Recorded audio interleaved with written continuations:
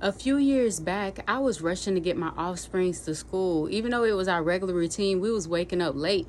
And the street that I take them on is mainly pleached with trees all the way through.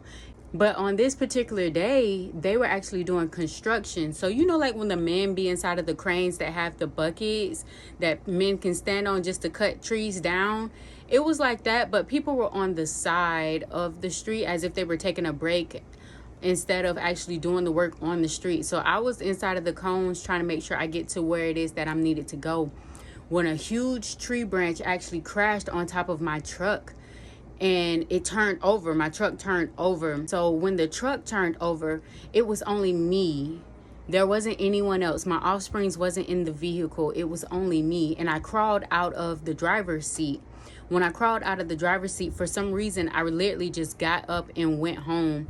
But when I got home, apparently I had a palm-colored husband and two palm-colored children as well. One was a masculine, one was a feminine. And I was so shocked when I went into my driveway because I was like, this is not my... I went inside of the house and there was a fish tank to the right. There was a bookshelf to the left.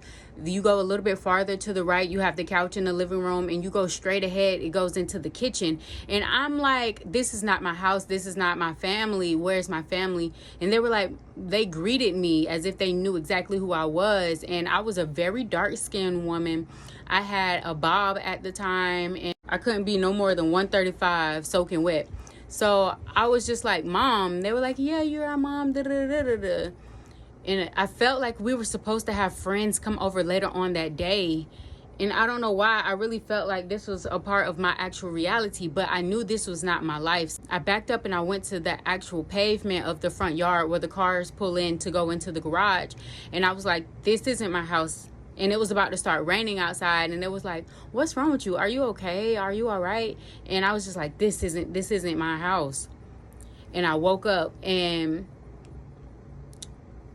when I tell you that I felt like it was a timeline that was going on elsewhere, that was collapsing, like a timeline collapse, if you know what I mean. If you get what I'm going, you see where I'm going. And this timeline collapse was shifting me into a higher frequency or a higher quantum leap that was necessary for my healing journey. Now, what happened to that lady? What happened to them children? What happened to that man? I have no clue. Did they still have their friends come over for that event? I have no idea. But it just goes to show you that our dreams are more than just dreams. They're more than just images inside of our subconscious, but they are real, and that we need to protect ourselves while we're in the astros. This is why I create handmade Reiki activated dream catchers, as you see behind me. If you desire your own, you can check out my shop at esotericdreams.com. I'll be willing to assist you, and know that it will protect you and assist you upon your healing journey as well.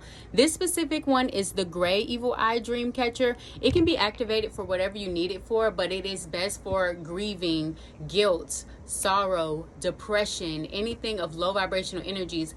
And what it does is it's going to alchemize that energy into higher vibrational frequencies. So if there's somebody that that you used to love that has transitioned over into the spiritual realms, instead of thinking about the sorrowful times with them that you've had, you'll start to remember those beautiful, nurturing memories of the past. If this is something that you're looking forward to, just check out the link inside of bio.